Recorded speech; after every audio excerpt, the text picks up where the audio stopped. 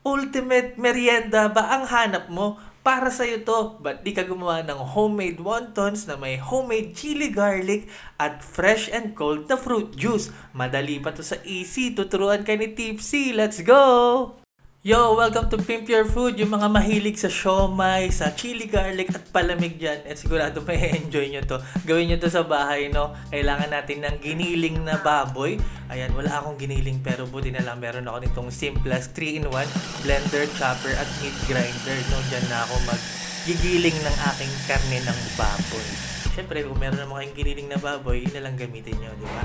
Ang bilis lang, no? At syempre, para madalian na lang din tayo, dyan na rin tayo mag-chop or mag-grind ng ating mga gulay ng carrots, sibuyas, at ng bawang. Para mabilisan lang talagang ma-enjoy natin ang paggagawa ng homemade wonton sa ating bahay.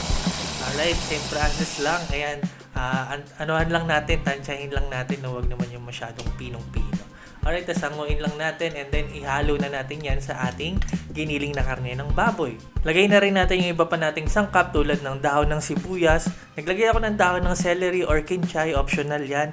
Maglagay ako ng 2 kutsara ng cornstarch. Season natin yan ng asin at paminta. Lagyan natin ng oyster sauce, soy sauce, liquid seasoning para malasa, optional, no? Tapos lagyan natin ng konting sesame oil at 1 pirasong itlog. Tapos yan, mix lang natin ng mabuti. Haluin natin ng haluin hanggang sa medyo lumagkit yung consistency ng ating mixture. Tapos pwede na muna natin yan iset aside, no? Rest lang natin. Tip nga pala, para makasigurado kayo sa lasa ng inyong mixture, pwede kayo kumuha ng 1 kutsarita tapos iluto nyo, iprito nyo, no? Tapos tikman nyo para pwede nyo i-adjust kung ano yung kulang ng inyong mixture. Yan. Habang nire-rest natin yan, gawin na natin ang ating homemade chili garlic, yung mabilis na version lang. At dahil 3-in-1 ang ating Simplast, yan din ang gamitin natin, yung chopper, no?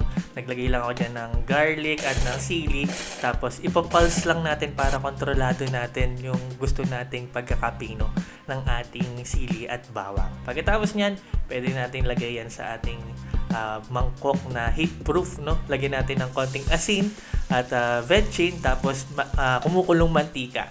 Ayan, haluin lang natin. Tapos set aside lang natin para talaga lumasa sa oil yung ating chili at garlic. Balikan natin yung ating mga wontons. Ayan, mag-wrap na tayo. Ayan, syempre kailangan natin ng wonton wrapper, molo wrapper, no? Tapos kung paano pagkakabalot, yung pinakamadali para sa inyo, yun ang gawin nyo.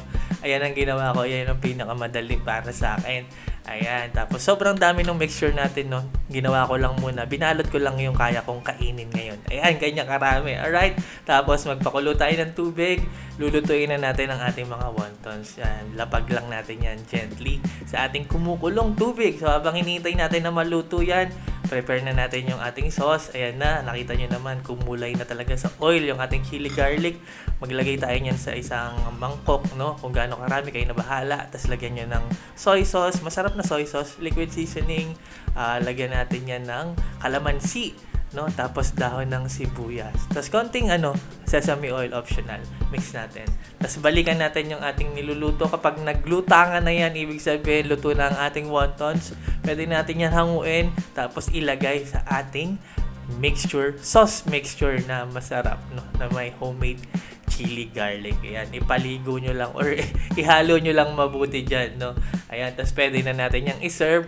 Tapos, depende sa inyo, lagyan nyo pa ng homemade chili garlic. Depende kung gaano kaanghang nyo gusto. At syempre, dahil ito yung maanghang at masarap, mainit, no? Kailangan natin ng malamig at fresh na inumin. Gawa tayo ng cucumber lemonade. So, meron ako dyan 1 pipino. Nag-juice lang ako dyan ng 1 lemon, 1 buo din. Tapos, naglagay ako ng asukal kung gaano katamis nyo gusto at 1 litro ng tubig. I-blend natin yan. Syempre, sa Simplast pa rin, 3-in-1. Diba? Diyan na natin ginawa lahat. Ganun lang kabilis. Meron na tayong fresh na juice. Isalin natin yan sa baso na may yelo. And now, look at that. Diba? Ultimate merienda. Diba? Homemade. Diba? Siguradong masarap. Nagawa natin yan lahat.